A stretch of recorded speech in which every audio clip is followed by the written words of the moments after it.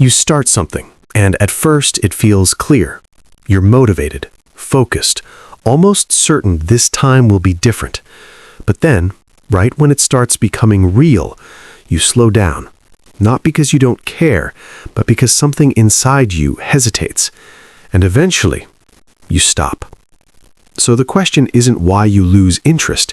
It's why you lose it right when things begin to matter. Problem, deep dive. You don't struggle with starting. In fact, starting feels easy. There's energy in the beginning, possibility, a sense of control.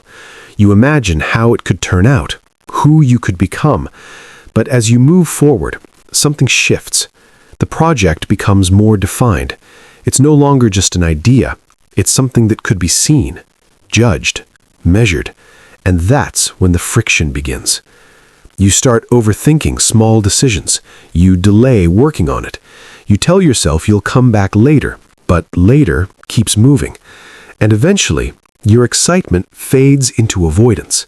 Not loud avoidance, quiet avoidance.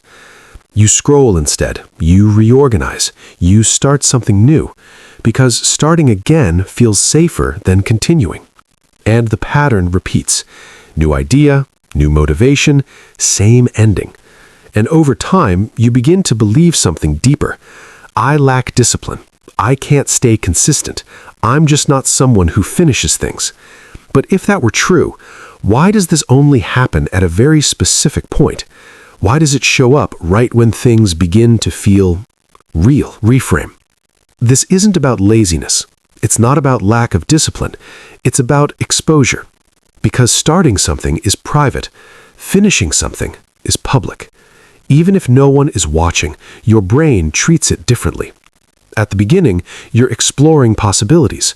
But as you continue, you're defining reality. And reality can be evaluated, accepted, rejected, compared. So your brain makes a subtle shift.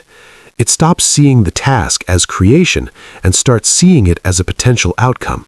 An outcome that says something about you, your ability, your intelligence, your identity. And that's where the hesitation begins. Not because you don't want to succeed, but because finishing removes the safety of possibility.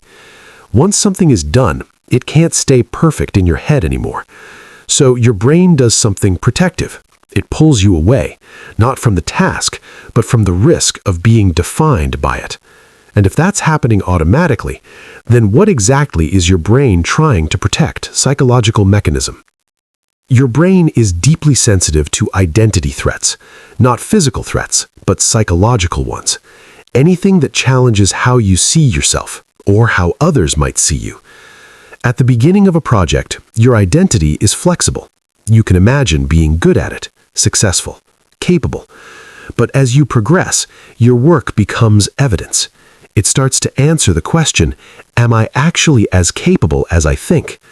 And that question activates your brain's self-evaluation system. The system compares your performance to your expectations, and if there's uncertainty, your brain predicts potential negative outcomes, rejection, failure, disappointment. So it intervenes, not by stopping you directly, but by reducing your motivation. Because motivation is influenced by perceived emotional risk. Think of it like this. Your mind treats unfinished work as an open possibility, but finished work is a closed statement. It says, this is what I can do. And if your brain isn't sure it likes that answer, it keeps the statement open by not finishing. So the pattern isn't random. You're not quitting because you don't care.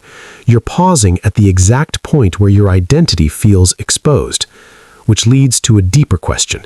Can you keep going without feeling like you're being defined by the outcome? 1. Separate identity from output. What to do? Remind yourself that what you create is not a final statement about who you are. Why it works. This reduces identity threat and lowers the emotional risk of finishing. Example. Instead of thinking, this project shows what I'm capable of, you think, this is one version of what I can do right now. 2. Finish things privately first. What to do? Complete your work without immediate exposure. Why it works. This keeps the brain in a low-risk environment while building completion habits. Example, you finish writing something without sharing it yet, just for yourself. 3. Lower the definition of finished. What to do? Redefine completion as good enough instead of fully polished. Why it works. Perfection increases identity pressure, making finishing feel riskier. Example, you complete a project at 70% quality instead of waiting for it to feel perfect. 4. Notice the exact moment you pull away. What to do? Pay attention to when motivation drops. Why it works. This helps you identify the point where identity threat activates. Example, you're working steadily, then suddenly feel resistance. Instead of stopping, you pause and ask, what changed just now? 5. Continue in small, non-threatening steps. What to do? Break the final phase into smaller actions. Why it works. This reduces the brain's perception of a single defining moment. Example, instead of finish everything, you do one small part, then another. There's a simple way to understand this. Your brain isn't avoiding the work, it's avoiding what the work represents. Because finishing turns possibility into proof, and proof feels permanent. But in reality, it's not. It's just one snapshot, one version, one moment in time. But your brain doesn't see it that way. It sees it as something that could define you, so it hesitates, not to stop you, but to protect you. And once you understand that, the pattern becomes less confusing. Because now you're not fighting laziness. You're working with a system that's trying to keep your identity safe. You don't need more motivation. You need less pressure on what finishing means.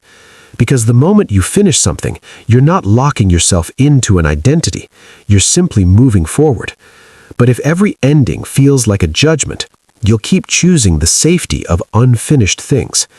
So maybe the shift is small, not forcing yourself to finish everything, just allowing one thing to exist fully, without protecting yourself from what it might say, and seeing that nothing about you was ever as fixed as it felt.